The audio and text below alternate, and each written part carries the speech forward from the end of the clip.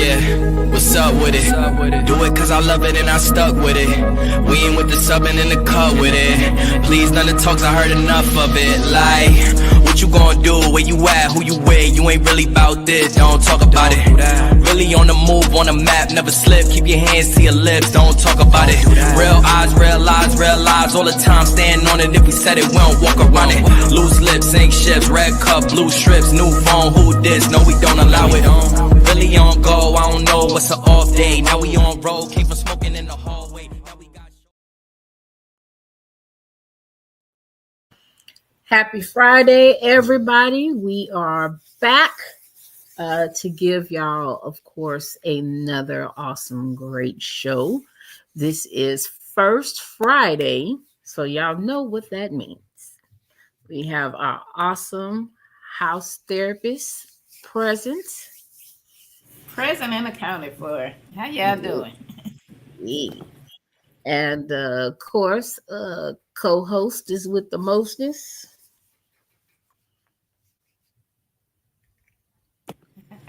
What in the hell is that?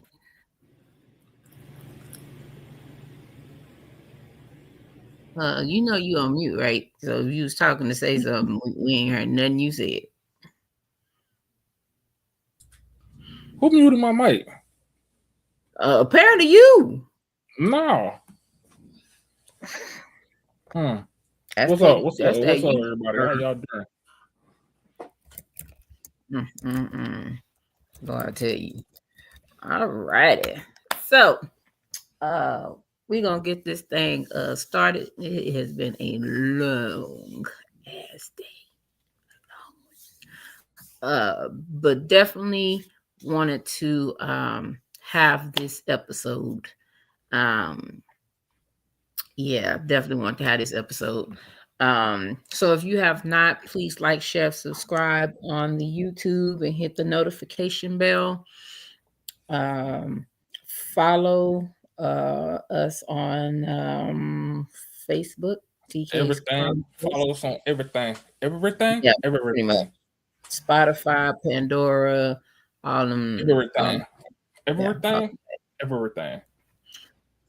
Yeah. It ain't no time yet. You gotta go. Hey, go. Yeah. So tonight's topic is the strong Black woman and man syndrome. So typically, it seems like, well, it don't seem like this syndrome, of course, is usually related to Black people. Is that topic, thought, process, cultural label that Black men and Black women are supposed to be strong all of the damn time. We ain't supposed to get tired. We ain't supposed to get frustrated. We not supposed to ask for help. We definitely can't fall apart or come short of nothing per this little cultural label. Society. And that's with everybody. That's even with our own, that we ain't supposed to fall apart. I think I'll go into this later because this is gonna come up. But it's almost like that thing of we take a licking and keep on ticking. We're not supposed to react. We're not supposed to defend. We just supposed to go right on with the little flow that Massa want us to go with. So we are definitely gonna get this started tonight. So Larnika, please tell us, what is the strong Black woman and man syndrome? Well, you basically just said it. For the most part, it's pressure to be on top of things, to carry everything, to handle everything. Don't complain. Don't show any weakness. This was something that started through slavery. You didn't show any weakness. You couldn't complain. You couldn't cry. You couldn't stop. You couldn't say anything.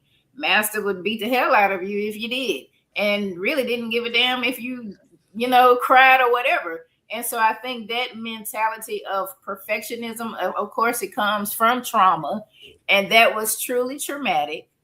And as generations came about, that became a survival instinct. Like, this is how you survive through slavery, through Jim Crow, through civil rights, through 2026.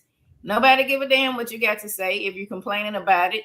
If you do voice any frustration or feelings, then, as Black people, the Black woman is a bitch. You got the angry Black man, but you can have our counterparts who may have disagreements, show emotion, or cry, and it's like, oh, it's okay, woo, woo, woo, we got you. But if it's us, we are a problem. We are a problem. So I think it is, like I said, as far as survival, I think it's been passed down generations because we have been taught that this is what you do. You don't let anybody see your weakness, crying. And it's to our detriment. It is really to our detriment, because when we don't show any emotions, we don't know how to process emotions. We don't know how to label emotions. So a lot of times the emotion that follow us is anger. Anger, in a sense, shows strength. Like, if you, I don't know, we're in a situation, and if you cried, you were weak. But if you beat the hell out of somebody, you were strong. Probably thought you was crazy too. But just like when we look at men, boys don't cry, you toughen up, and it just makes this hypermasculinity, this, stuff that's really toxic. It's a real toxic way of being, and trying to unlearn and untrain that is possible. It just has this degree of difficulties because of cultural backlash that we receive. Yeah, that is so real. So this little thing that we are definitely seeing a lot in social media is, I'm gonna use the awards from the other week. When little old Michael and Delroy Lindo was up there getting their award, and there was this person in the audience that hollered out some racial slurs, and you could see the pause on their face, but they it was like, you got to push through it and keep on going and not acknowledge it at all. It's like, whenever these moments happen, we're supposed to push through. We're not supposed to react. We're just supposed to take the lick and literally keep on ticking, just like it never existed. But at some point, all these little uncontrollable episodes always happen with us. They don't tend to happen with nobody else.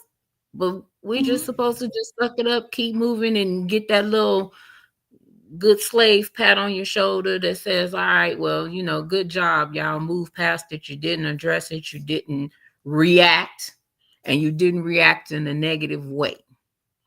So it's like, how many of them are we supposed to take? Because they kind of building up lately. Building up a lot lately. I heard at that same award show, there were some other slurs that were said, but they got edited out.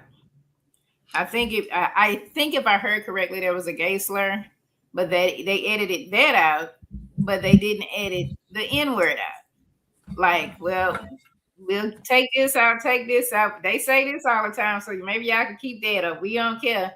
And that's a whole different country. They were in with England or Great Britain, wherever they was at. Yeah, it was in Britain. So they probably don't give a damn either way. Like, y'all just deal with it, kind of thing. And it's unfortunate. What if they would have reacted? What if they would have said, yo mama, then you got these angry Black men on here that's coming unhinged. But yet, had they said the gay slur, and perhaps if a gay person was up there and they said something, would that have been okay? If they would have said, yo, what is this about? What is going on? Why didn't y'all, what? I mean, if a person has a disability, or and that's a whole different thing on that one, and they couldn't control that, I guess.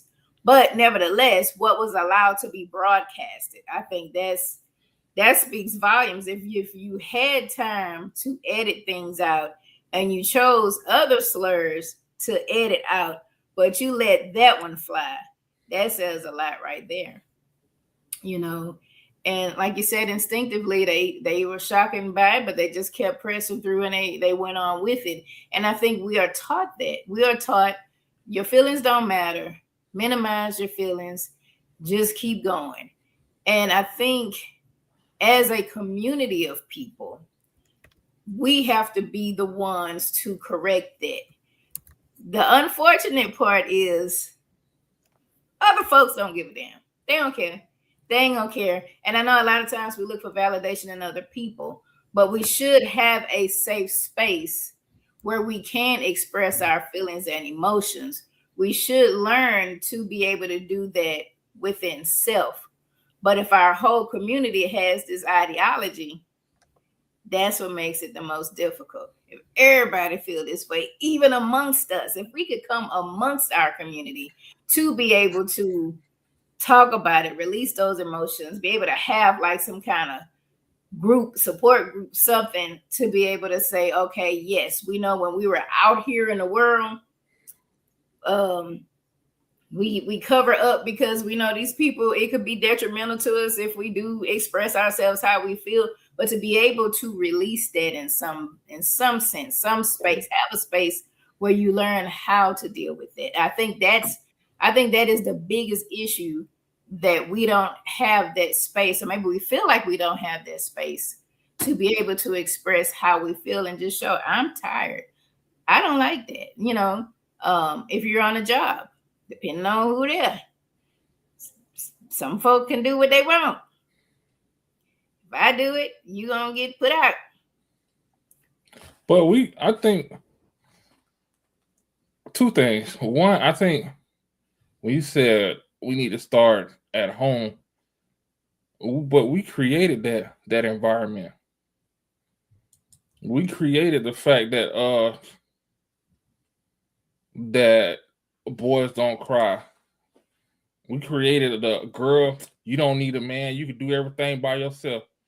And all that whole mindset came from us. And I get what you're saying when you say it started in slavery. Yeah, that's true. It started then with that mindset, Jim Crow, because if you showed your true feelings when something happened, you liable to end up at the bottom of the lake. However, when we were around each other, when we were segregated, we were able to show how we felt. We were able to express. We had safe spaces. But somewhere along the lines, we started not to allow each other to have safe spaces. And that's where I think like you said, we have to start there. But the question is how, when we created that divide. I think Willie Lynch created that divide. I think that when we were segregated, we had nowhere else to express those things but with each other.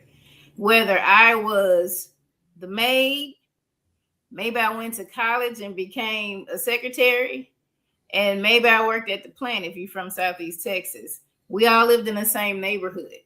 And so if we had cookouts or church or whatever, everybody had that, and we had that community for each other, because Black people could only be on one side of town, could only be in one area, and that's what we had.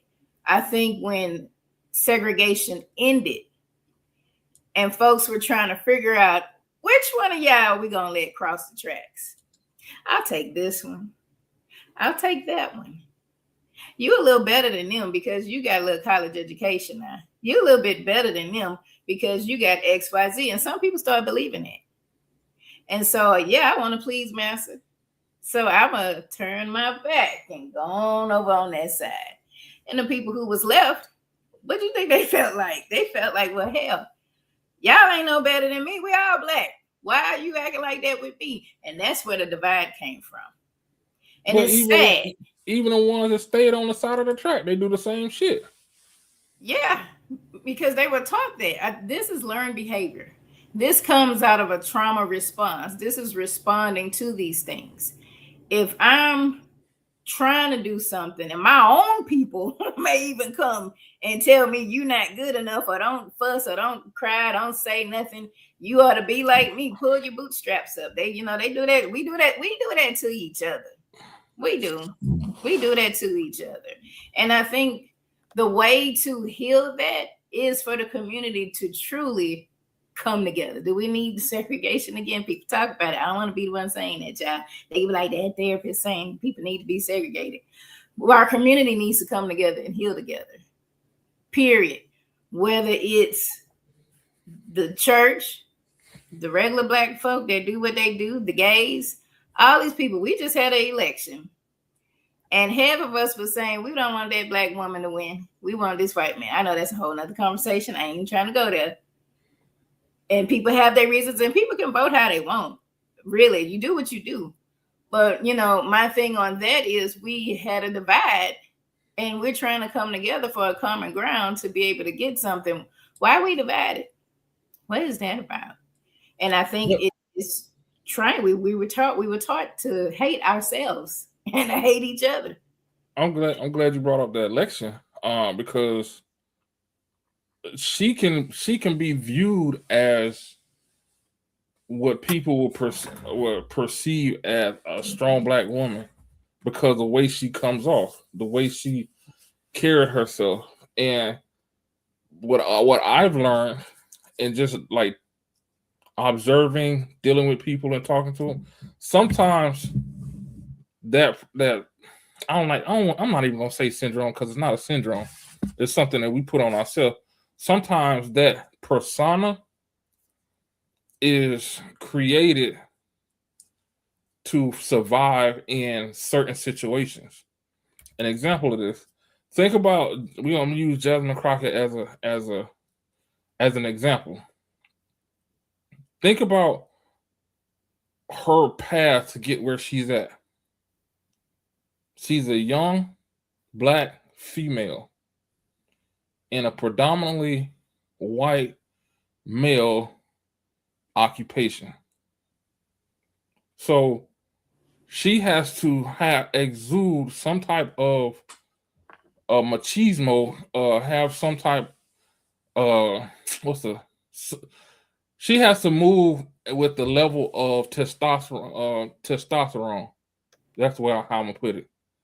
Because if not, they're gonna look at her as like, she just one of them, and they're gonna push her to the side. Because we see it all the time. You see the smart woman, whether black, white, whatever, that can hold their own, but if they don't have that masculine aura, that masculine present aura, like, I'm coming for your neck and I'm gonna step on your neck, they get put by the wayside.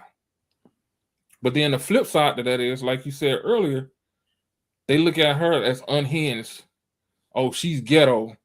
Oh, she's a problem. And the only thing she's doing is acting like the people in her environment. So yeah, it's a double-edged sword. But that is her, I guess you can say, so mechanism to survive in the arena that she works in. And there's so many examples like of women who have to, especially like if you look in a company, a Fortune 500 company, and you see a female, I'm not even gonna say black, I'm gonna say a woman. Majority of them all have the same type of characteristics. If they're successful and like driving hard, they have the same type of characteristics. They have a masculine aura. They have like like a hard charging type of aura, and that's because of the environment that they're in. If not, they're gonna get ran over. What is it? What Melissa? Well, I can't read today. She said, I disagree. They always conflate or qualify as manly.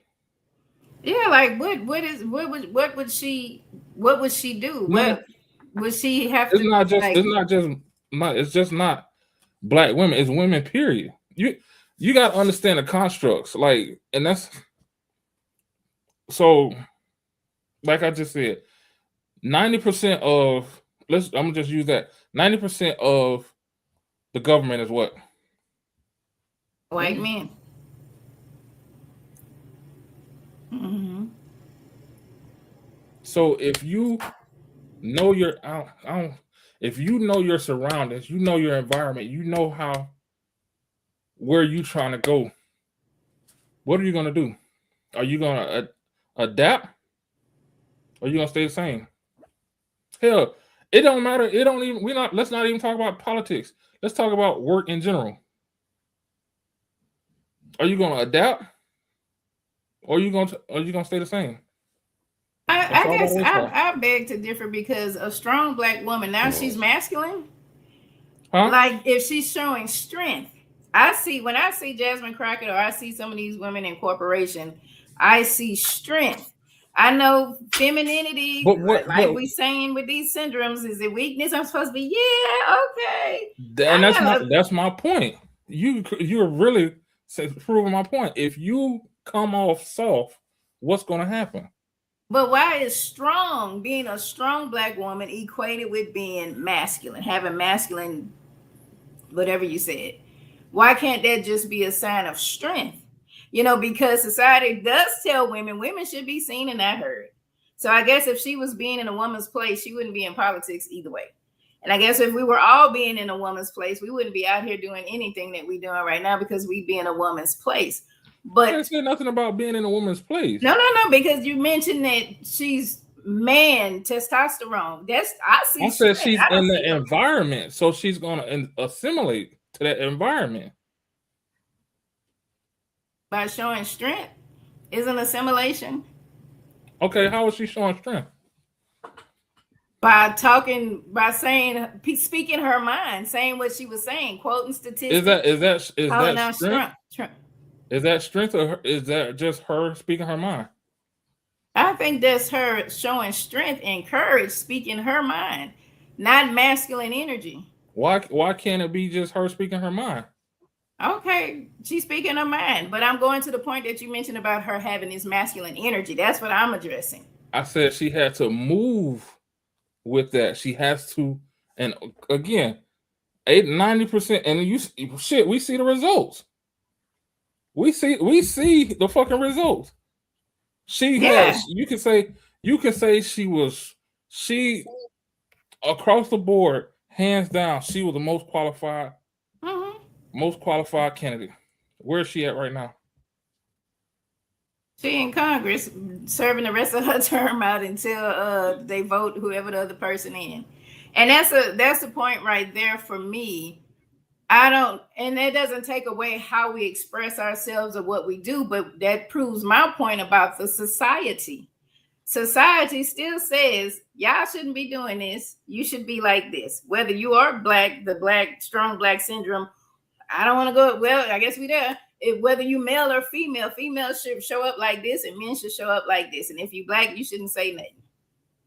Because I don't know, what if some of the male politics, well, Colin, he dropped out, I don't know. But if she was a man and she was saying the exact same stuff that she was saying, would they have still voted her in, or would they have voted in the white man the white Christian man that they felt was whatever? If you want to take it there, hell no. It wouldn't. In that area, that wouldn't have mattered. Mm-hmm. She could have been a white woman, and she would have still got slaughtered. Perhaps. There ain't no perhaps. It's true. in that state, she would have got slaughtered because they are, like you were just saying earlier, they are stuck on a woman needs to stay in her place. And that's what it is. So Yes. yeah. And But again, it's again, like you saying being strong. Okay, maybe our definitions of strong is different. okay. Because you can be quiet and still be strong. You can make moves and not have to. You can, like, what's that? You can make moves and not have to be loud. Like when let's say this. You see a lion always roaring. First thing you like, okay, you moving out of fear. You see an elephant, you moving out of respect. You see what I'm saying? One is loud and one is just his presence. Their presence cause people to move. Now, that's how I see strength. Like a strong, to me, when you say a strong Black woman or man, that's a person that's dealing with, I'm gonna just use me for an example. That's just a person dealing with their demons, fighting their demons. Why? Because they're still standing. That's what I see strong as. Because again, me expressing myself doesn't make me strong. That just makes me knowledgeable. Okay. Me being makes me be knowledgeable and being confident. That's what I'm looking for. Being confident because I understand what I'm saying. I know what I'm saying. I believe in what I'm saying. Okay. So when it comes to being strong, I don't see her as strong. Now, courageous, yes. Because she when she had to, she stood 10 toes down against everything that was coming up against her. I give her that 10 toes down, and she didn't falter, she didn't crumble, she didn't quit. Well, I think you have to be strong to be courageous. That's my opinion. And I think that the fact that she is vocal about calling out a lot of the things that are wrong and a lot of the misconceptions, because I guess if we were in different times where everybody was transparent, everybody called a spade, it is what it is, it was what it was, and people can decide, do I want to go with this or not? Then okay, you have a choice to make in these things. But because a lot of lies are being spread, a lot of misconceptions, a lot of things are out there, she's vocal to be able to call attention to it, to let it be known, like, okay, they're saying this, but this is really what's happening. Like, she will go on live and say, okay, we just met, and they're going to tell y'all XYZ, but this is really what happened behind closed doors. And she'll have her other counterparts that's like, yeah, they're telling y'all that these big, beautiful bills and all these other things are about this, but it's going to really take your food stamps. It's going to take your Medicaid. And I can appreciate that. But isn't that her job, though? Say it again. Isn't that her job? Why is that not her job? She's a politician. That's what I'm saying. Isn't that her job? Isn't that her job? Yes, it is. Yes, yeah. It is. But how? I don't know. I don't follow every state's Congress people, but there are a few people who stand out that are doing that. Now, maybe they're doing it locally. Maybe they're doing it in some other kind of way. Maybe I'm paying attention to her because I'm from Texas. She's, she's not in my district, but nevertheless, she's informing me on things that I wouldn't ordinarily know, because if I turn on CNN, which I don't even watch them no more, and I'm gonna go with whatever they're saying, then okay. But if I got somebody that's right there can tell you, like, this is really what's happening, then yeah. And that's what she's done. She's gone on different shows and different podcasts and different places talking to everybody to let them know that this is what's happening. Her, AOC, maybe a couple other people, but you got what, 215 people in Congress, and how many people, how many women, how many Black women are actually talking to us to let us know that all this stuff they telling y'all, a lot of that ain't real, and a lot of stuff is covered up. I see strength. I see courage. There's some people that just vote. They don't talk. They're in Congress. They just vote. They don't say nothing. On either side of the aisles, they have town halls and they running because the people mad because they're not telling them the truth. It takes a lot to get out there. And then she said people were trying to threaten her life. I might be like, y'all can have this. I'm going to move to Mexico. But she, she's staying with it and did it.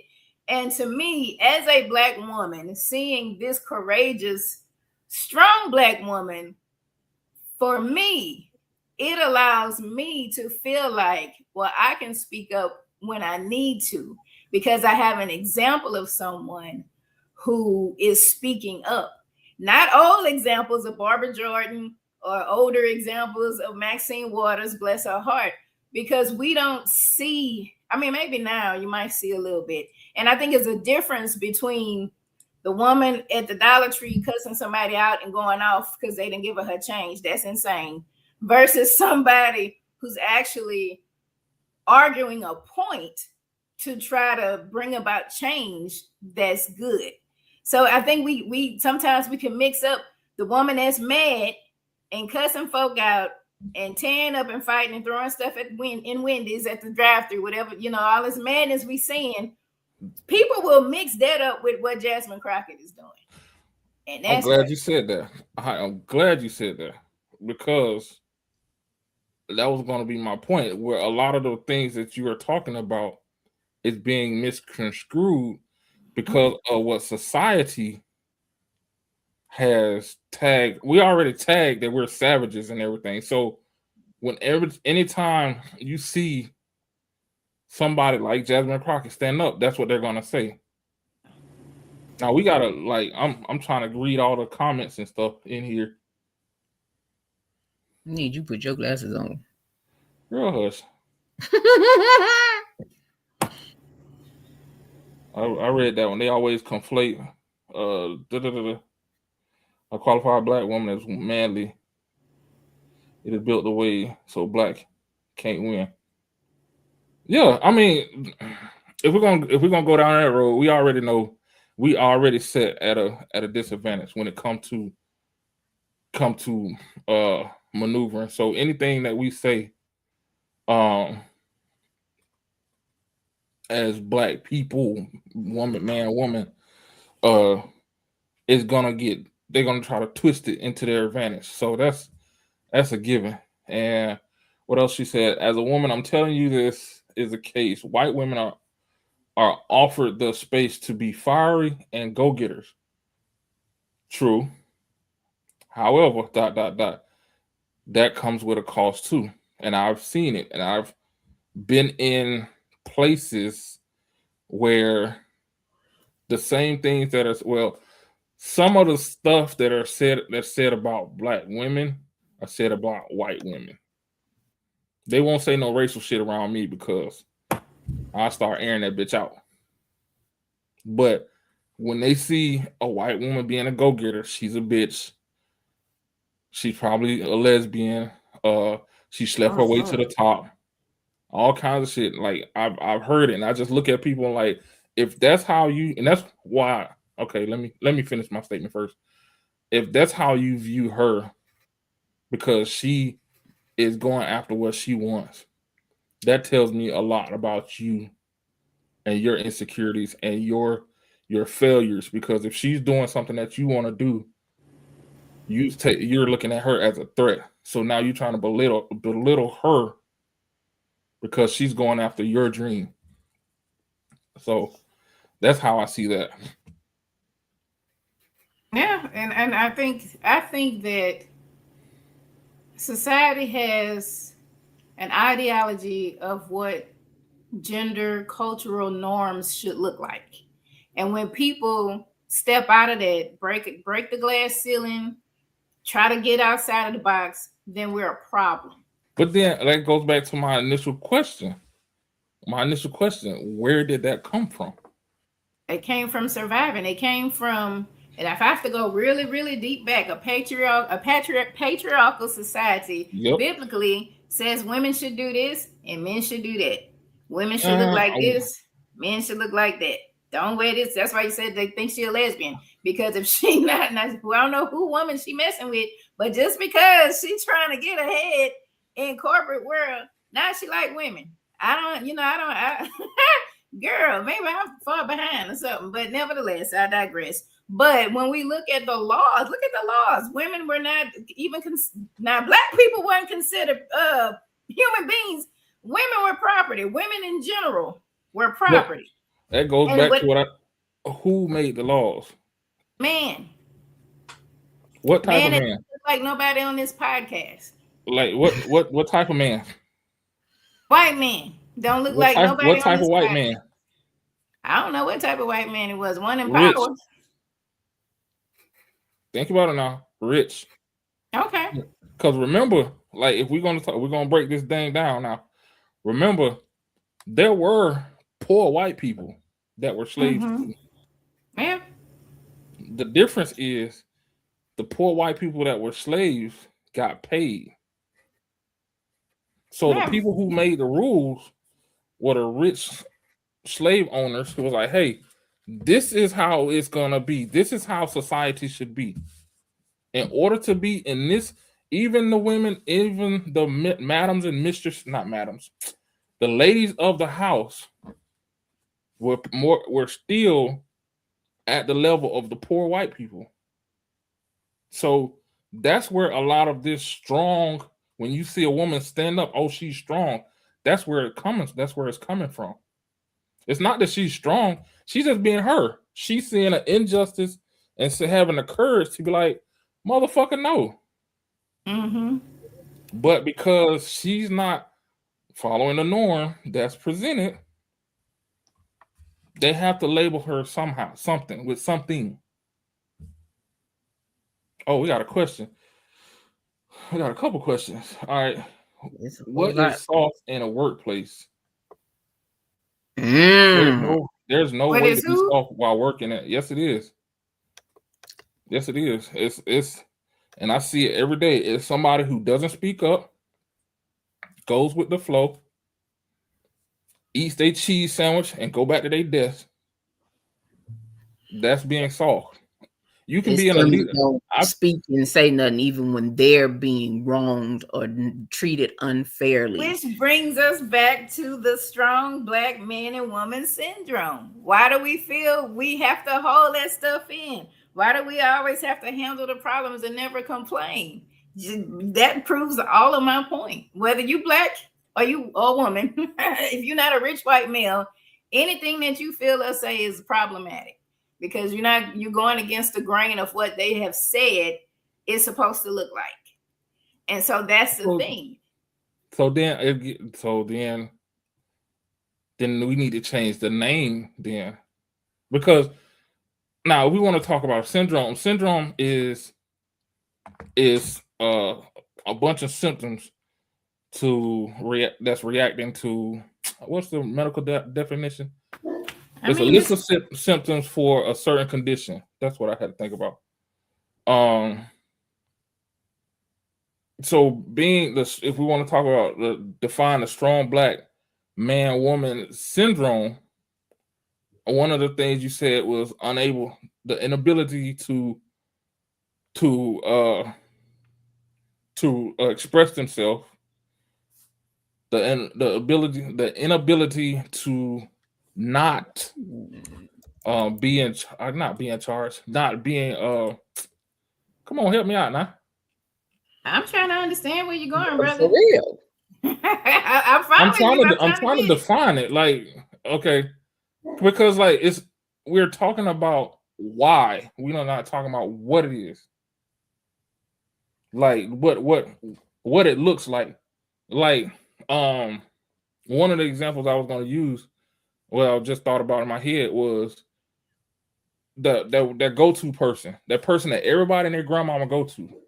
Mm-hmm. That's what I see as like that strong person, but because everybody come to them, but they don't have nobody to go to. Yeah. And a lot of times people with problems don't know how to deal with their own problems, so they will entertain other people. They will be the helpful friend, the matriarch, or whoever, because they don't know how to process their own stuff. So they get gratification by helping other people and never deal with their own stuff. They push it back there. Yeah. Because we don't know. We haven't been taught. Well, overall, we've been taught, suck it up, keep going, suck it up, keep going, keep moving, keep going, pray about it. And if you complain about it, the Bible say, obey your master. It's okay. Deal with the hard time right now and salvation coming later. And the preachers preach that too. It's okay. God got it. Don't worry about it. God got it. It's okay.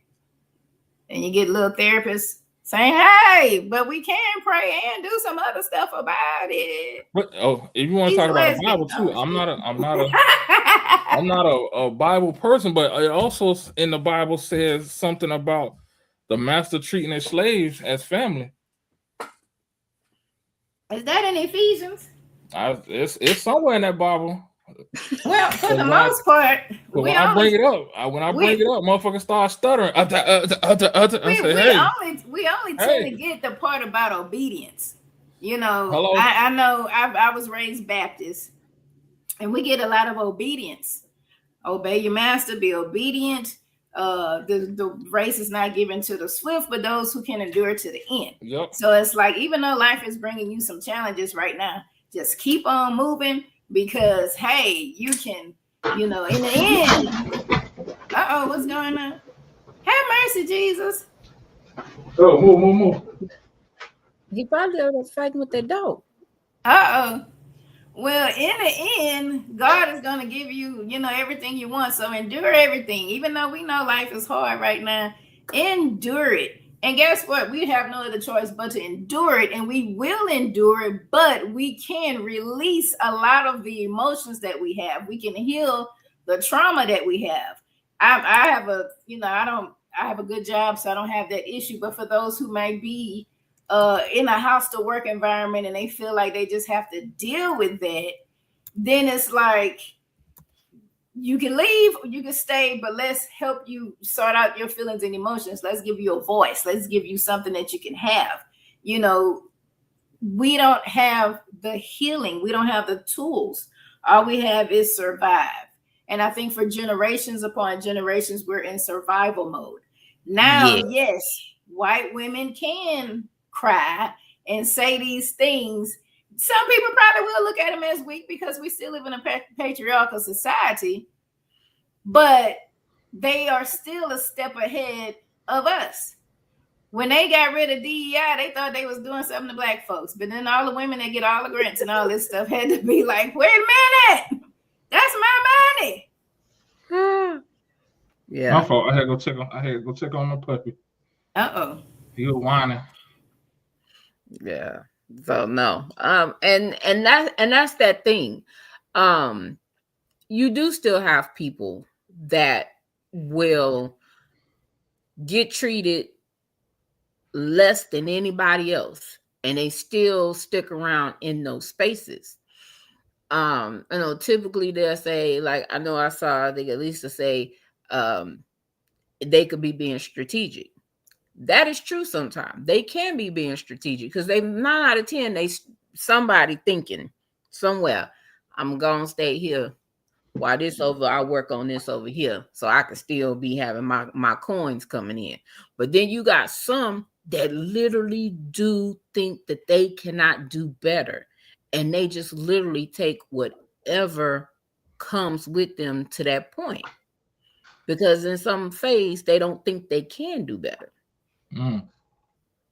Yeah, and that's a sad part about all of this. Taking abuse, taking hostility, toxicity, all of these things, we don't have to deal with that, but if you I understand the why. I can't, I understand the why. I think the solution is being able to have that space, even if that job is toxic, being able to go somewhere else. And I know, like with anything and everything else, we have to show up to the table with all of our I's dotted and T's crossed. And if we leave a job, sometimes we may fear, oh, is there going to be a retaliation thing when they get ready to check my references? Not to say you got to just go off on people, but even if you just say, I don't like this, I don't feel comfortable with this, oh, you're hostile. What the hell? I'm saying the same thing Susan probably saying over there. Susan cussing and I'm not. But she, get to keep her job, or maybe they might talk to her and I might be fired. So I think there's a lot of fear. I think there's a lot of fear that's there as well. We don't have the resource. Well, we got them, but we don't know that we have resources to be able to do anything different. And I think it comes with a lot of fear because we were taught, you better be quiet, don't say nothing, just keep your head down. You ever watch The Help? This was like the part of The Help that was profound. They were maids and they had their own little stuff they were doing. But when I think what's her name? When the one her daughter was going to work and she got her dress, put her uniform together, no sass mouth. Like, don't you say nothing. You better go in there and do your job. Don't sass mouth. That just stood out to me for real. Just the whole movie. Not you is smart, you is kind, you is important. Y'all can have that one. But that part right there, when she told her, don't sass mouth. Like, you better do your job, put your head down and be quiet. Yeah, they may tell you some crazy stuff because that's what they do. They'll talk crazy to you, but you better not say nothing. And that was instilled, and that was profound. That's real life. That's real life. Yeah, and it does come out because, of course, when you say something, I don't care how soft-hearted you are and how light you speak when you say it, they're going to hear this roar. Mm-hmm. You just giving off this highly negative, aggressive energy. Like you just ready to just set it off. Because how dare you say something? How dare you? We hired you. How dare you? That's like Oprah on the how dare you have like you can't tell crazy Color Purple. Oprah, you want to be my maid? Hell no, I don't want to be your maid. What they did, they done put her Sophia in jail and hit her in the eye and all that other stuff because she told that woman, hell no, I don't want to be your maid. Why could she not say that? I know the time period and all that, but why not? If I'm with my family and you want to give me a maid, I gotta be your servant. Hell no, I don't want to be. Why can't people say that? Maybe not in that fashion, but just why not? She on the street, she wasn't working for them. Yeah, but just it's like in that particular space, it was like as low level as being a maid is.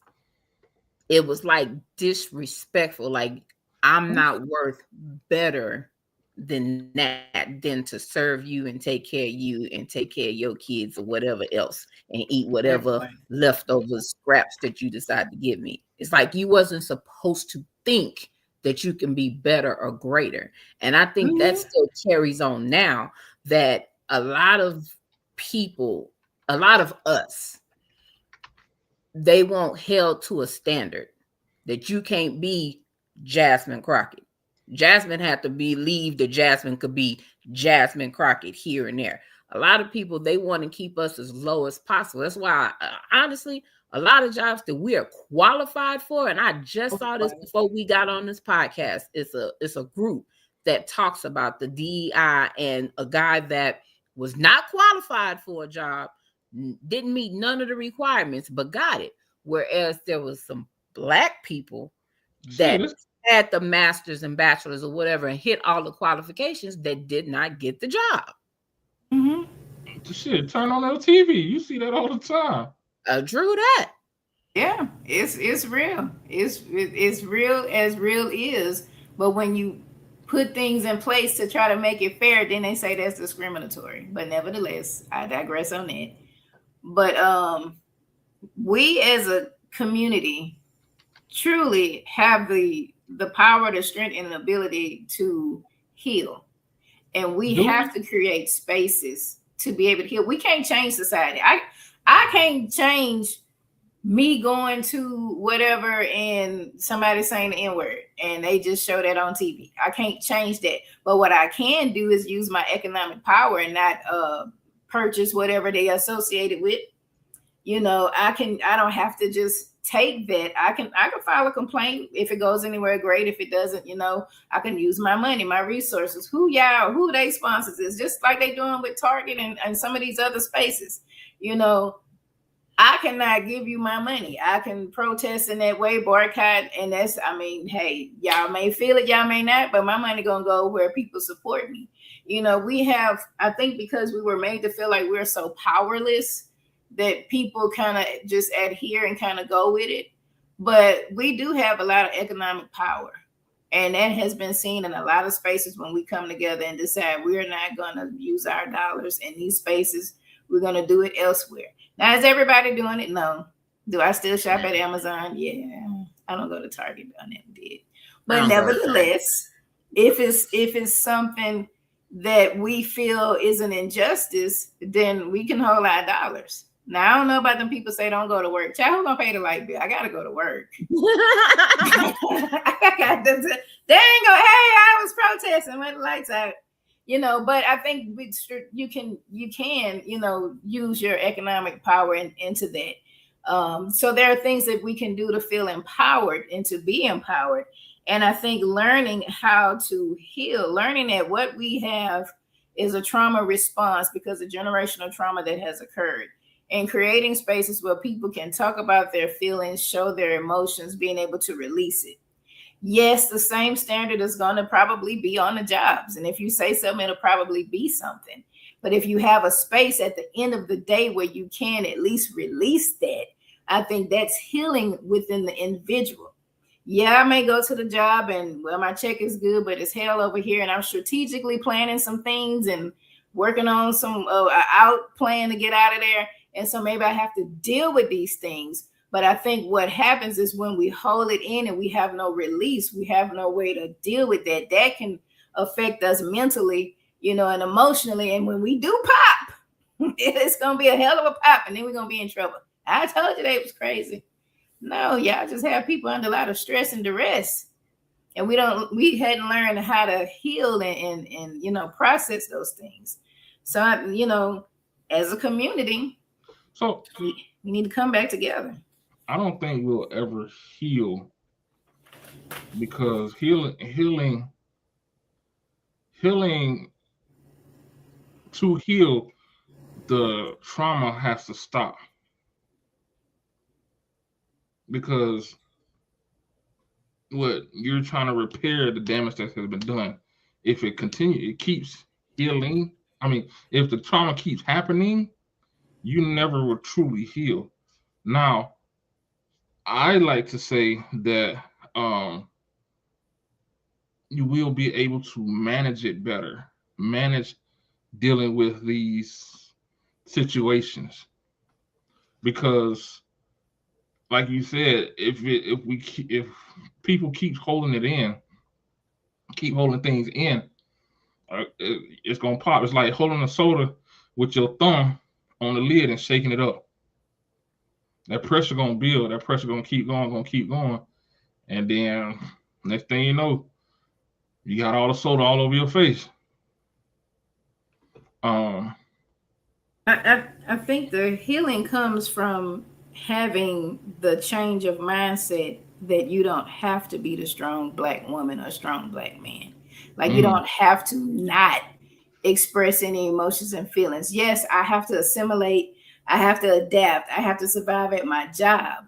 But when I get home, I don't have to beat the hell out of my family because I have this misplaced anger and stuff that I don't know what to deal with. Or I don't have to drink alcohol and use drugs because I got all these feelings and emotions going on that I don't have anywhere to deal with.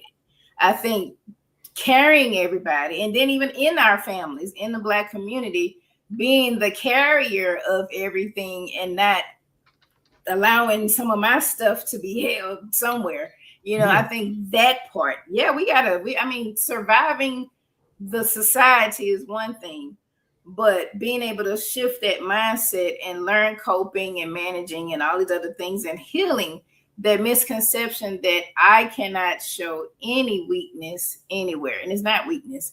I can't show my feelings or emotions anywhere. It starts outside. That's where it came from. But then if you have like you said, our own community, people are doing it. And that's real. People are doing it. You know, we've had such a divide. We've had such a,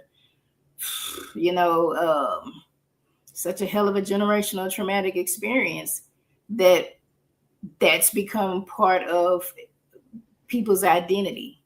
And I think having that mindset shift, that's the healing part. Like, yeah, I got to deal with these folks, but I'm able to, have comfort, have space, being able to set some boundaries, not bring that stuff home with me, being able to do something that can help me to not carry that and to feel like, maybe my feelings don't matter.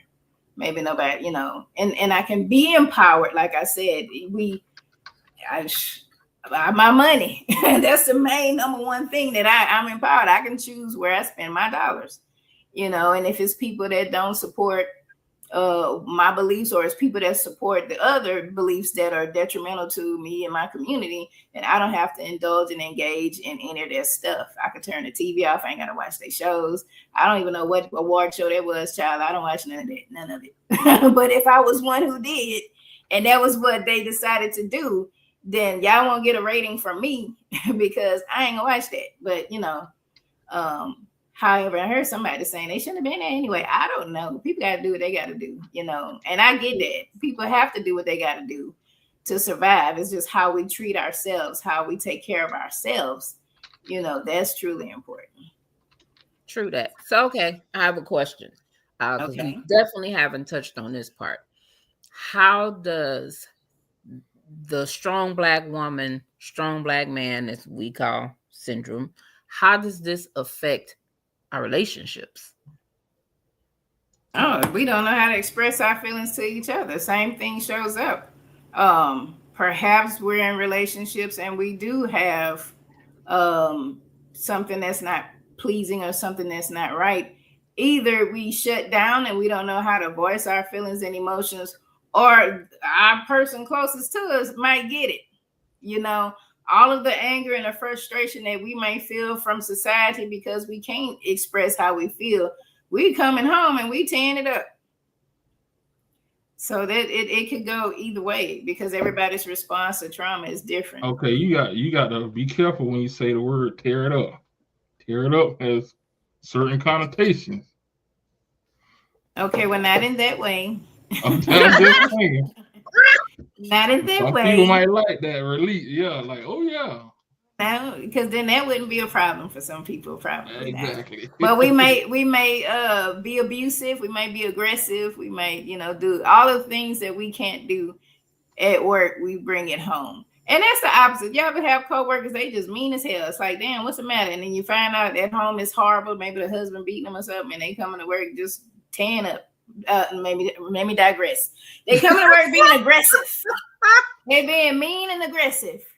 And it's like, well, dang, what is going on? And that's typically what happens. People project. People will carry feelings and emotions that they can't release or express in certain areas and bring it to another one or bring it over here, and that tends to happen. So it can truly affect relationships. It can. It doesn't have to, but it can. Some people may have. I mean, if you have that space and your relationship is a space where you can talk about your day and you have a partner that's, able to help you process and give you that space to do so, and y'all do that for each other, perfect.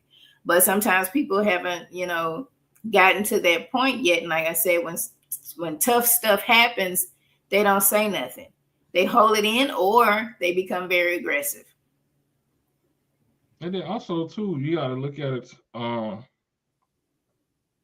They have to realize that they don't have to do everything and be that rock for everything in the house. When you come home, you should be able to, once you hit the door, you should be able to be naked, literally and figuratively.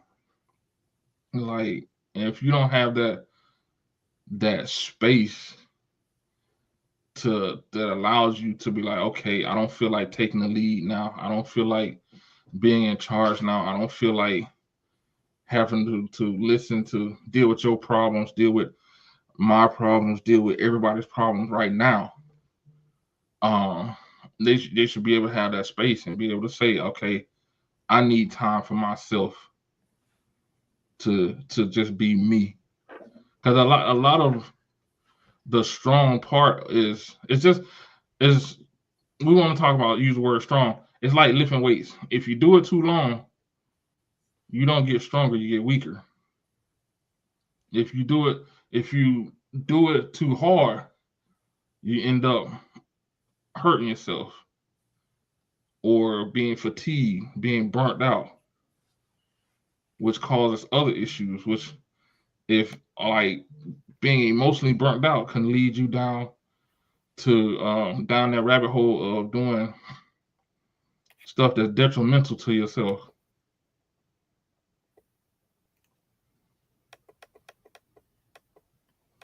Yeah. Being able to communicate with your partner, what you need is important. Mm-hmm. And having emotional maturity as a partner to understand that when my person gets home, they need that time, they need space, they need to just whatever. Yeah. And that's communication. That's communication. Yeah. Like you said, emotional maturity in that as well. So yeah. On both ends. I come home, I ain't trying to cook. Y'all cook. What we gonna do? I'm tired. Pick up something. I'm Yeah, tired. they I done going been to work all day with these people looking at me, mean mugging, and I can't say nothing. I'm tired. Y'all better eat that bologna. right. Make a sandwich. Got some spam there. So let me ask this question since we asking questions. Oh, you got another question? I'm sorry. Mm-hmm. No, go ahead. Go She ahead, said CK. spam, and I was like, "Ooh, spam been coming up quite a bit lately." I saw something about some spam the other day. I ain't spam probably 30 years. What was the question? I forgot y'all started talking about spam. I'm like, shit. Uh-oh. Yeah. Oh Lord. But yeah, and then of course there's the mental that happens with this whole thing. And it's exhausting. It's really freaking exhausting having to be strong in this method of feeling like, and the label of having to be strong all the time. Yeah, it can cause burnout, depression, anxiety, emotional isolation, difficulty asking for support, chronic stress or physical health problems, and feeling responsible for everyone else's well-being. You can't carry the world on your shoulders. I know sometimes we feel like we have to. Sometimes we feel like we're obligated to, depending on situations and circumstances. Sometimes families, I hear people talk about, and not airing out anything that happens in my trauma and grief support group, but I've heard people say, like, once the matriarch has passed, they tend to take on that role. And they're not ready to take on that role. And to be honest, they may not be able to take on that role, but nevertheless, they feel the pressure from family, like, oh, we used to go to Big Mama. This happened. Who we talk to? This happened. We're going to talk to you. You the oldest, or you the most responsible one. You the one that whatever. Or sometimes family members may give you that task. Okay, Lord, take me. You the one in charge. Watch out for your sister. What? But nevertheless, that's where we have to set some boundaries, and we have to be able to put our feelings first, put our mental wellness first. You can't pour from an empty cup. If I'm out there helping everybody, then that wears me really thin, and just feeling anxious, feeling uneasy, feeling just a lot of negative feelings and emotions, even physical health issues, heart problems, all this stuff can arise just from the stress of trying to be strong and carry everybody else's weight. So it can be detrimental to you. It might not feel like it because, we're on autopilot. People may have been doing this for years and they've been taught this, and this is an expectation. But the reality is that's a tough role to be in, and that's really, not the best role to be in, and you don't have to have that position. You can make a choice with that, and it's okay to choose yourself. A lot of times people feel guilty. Well, I feel guilty because I'm tired and I can't do this, and they asked me to do that. Now they're mad with me, speaking on family. They're mad with me because I can't do XYZ. Let them figure it out, unless they little babies. And they, if they little babies, okay. But if they grown people, let them figure that stuff out. Big mama ain't here. They got to stand up and do their own thing. And if you fall down, just get up. I might help you if I feel like it. If I feel like it. Because you ain't got to throw your family away. But you can seriously set some boundaries of how you want to deal with people. Am I going to deal with you today? Do I feel like it? Okay. But do I feel obligated to deal with you today? That's the bad part. If you got time and you want to deal with it, deal with it. If you ain't got time, let them know. Not today. Not today, baby. Not today. Not today. And it's funny that you said that, because I know after my grandmother passed, it was like, well, you grandma passed, so you next in line. You got to keep the family together. No, the hell I don't, and I don't like happy any damn way. So no, the hell I don't.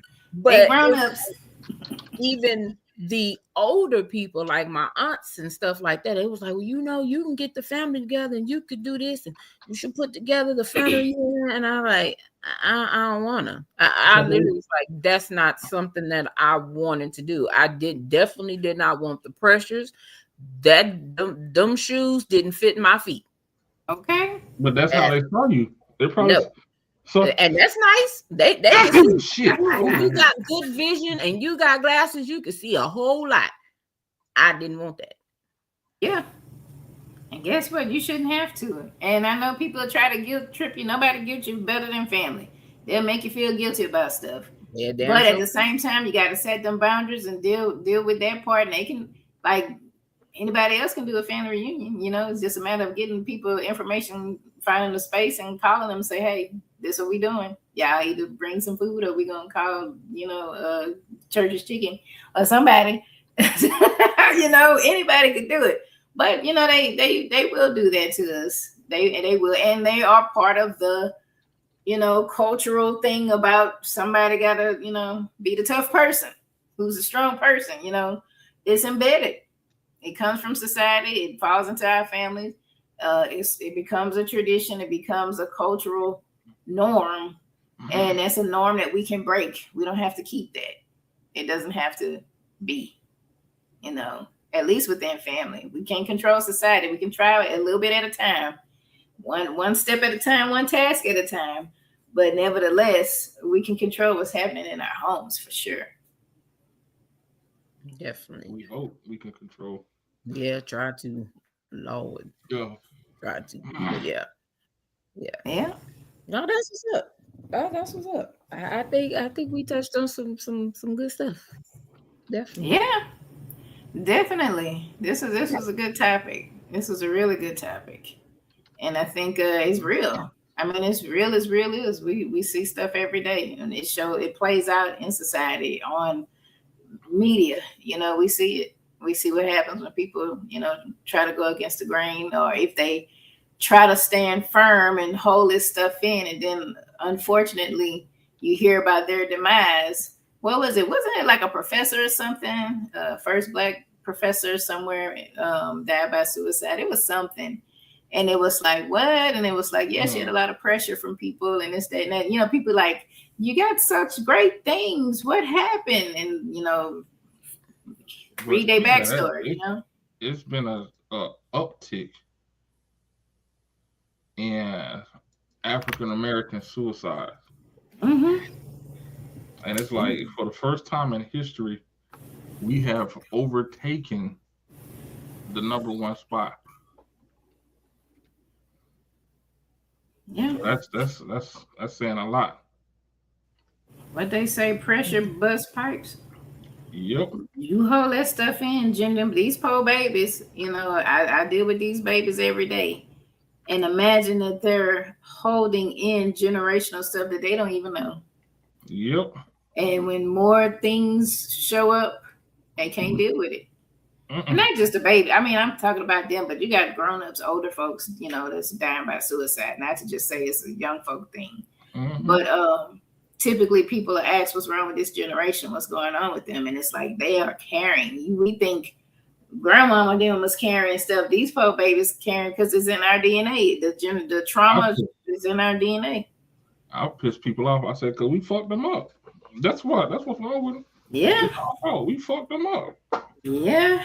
And so the healing comes in by bringing community back. Bringing the village back. That part. Even if it's a village over here, a village over there, my village might not look like your village, but nevertheless, the people that's in there are getting fed, they're getting space, they're getting positive energy, they're getting what they need to be able to process their feelings and emotions, to manage them, to heal from them, to be able to conquer this world, to be able to deal with what stuff is going to, come at them, because there's going to be some stuff. We had, society has an illness in itself, and we have not cured that. So nevertheless, maneuvering this thing called life, we have to equip them with the tools and with things that they need to be able to survive.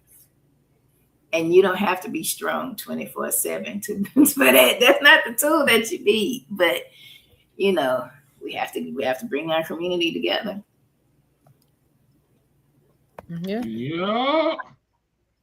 True that. All right. We can go on and jump into our outros. Whoever want to go first? I'll go first. Hey, it's okay. That's it. Okay. I saw a video, and this kind of touches on this too. I saw a video where this little girl was getting in trouble they were black, and she was getting in trouble, and the mama was spewing them black words. And if the school called me again and tell me I'm gonna do yada, I'm like, boy, CPS gonna be at your door in like 5 seconds with what you just said on this video. But the sibling was sitting on the couch, and you can see he's sitting there, and his eye, he's like, he getting traumatized just from sitting there seeing Sissy getting ate up, and the words that's coming out of my mouth. He is getting ate up. And somebody is sitting on the couch next to him. It was a woman. And she just kind of lightly touched him. And she said, "Are you okay?" Yeah. In them spaces, those of us that have experienced, we know them in some rough spaces, whether if you in that hot seat or you sitting at the person in the hot seat. Because a lot of times, depending on who your parent may be, you sitting there and you done got pulled into the mix and been like, "You want something too?" No, okay. I ain't getting nothing. I ain't doing nothing. I ain't doing nothing. I'm getting threatened. Man, wow. When did this become a family effort, a group effort? Why? I ain't did nothing, but I'm getting pulled in as well. Or you getting that reminder, if you let them call about you and see what you gonna get. And you ain't did nothing. But I can say that's something I can pretty much say I know I didn't hear in those spaces was, "Are you okay?" And sometimes that's just all somebody really need to hear or be asked is, "Are you okay?" Yep. That's it. Not suck it up.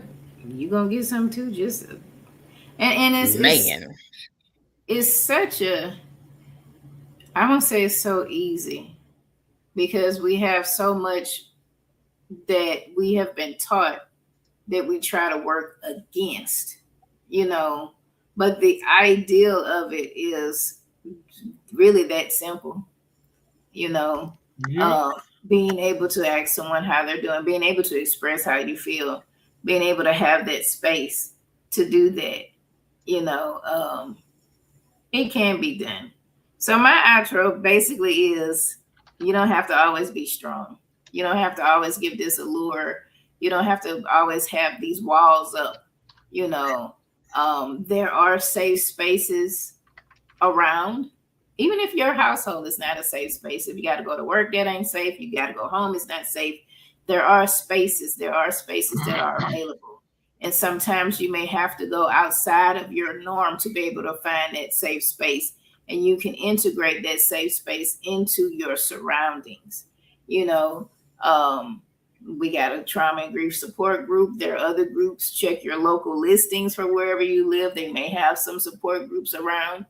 But you don't have to deal with any high expectations or other people's expectations of how you should feel and how you should react in certain situations. Your feelings matter. Yeah, we went through so much stuff. Yes, we continue to go through some things, but your feelings do matter. And if you need some help, it's okay to ask for help. If you need to set boundaries, if the person on the other side of them boundaries cutting up, they'll be all right. And if they don't, that's on them. It's okay to rest and not try to do everything under the sun, you know, and not take that time for self. It's okay. But they say rest is in resistance, resistance and rest, something like that. That cliche they're saying. Yep. It's not a sign of weakness. It's empowering. You can empower yourself by resting. You can empower yourself by asking for help. You know, those things are important. But again, I do appreciate y'all having me here. I enjoyed the conversation. I do. Y'all need some more insight, some info. Y'all can follow me, Larnika Lambless, LPCP, LLC. Thank you kindly. Most definite. I pretty much said my outro with my little spiel. But at the same time, breathe. I'm holding, like, you got all this, breathe. Release some of that. That'd be too much sometimes. We need to know how to breathe. But nevertheless, of course, thank you, Larnika. As always, we greatly appreciate you for coming on and always blessing us with something and these tools and stuff that we need to make it another day. Always my pleasure.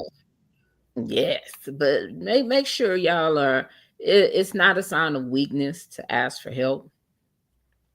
It's definitely not a sign of weakness to put yourself first or to create boundaries. To self-care and all those things. That's just part of being human and tools that you need to get through this life, because life can serve you some stuff and the people in it can serve you a whole nother different dish. So hey, just do what you got to do, even if you got to cut people off. And there's nothing against cutting off family nor friends at all. Those is called stress relievers. Believe me. So, again, if you have not, please like, share, subscribe on YouTube, hit the notification bell, follow us on TikTok, IG, all that other stuff we on, Facebook, everything. But definitely, if you haven't shared this with somebody, because somebody might need to hear whatever that was talked about on tonight's episode. Don't gatekeep, because that is definitely a word these days. Don't gatekeep. So y'all have a blessed night. Have a blessed weekend. And we will see y'all next week. Yeah, what's up with it? Do it cause I love it and I stuck with it. We ain't with the subbing in the cut with it. Please, none of the talks, I heard enough of it. Like, what you gonna do? Where you at? Who you with? You ain't really about this. Don't talk about it. Really on the move.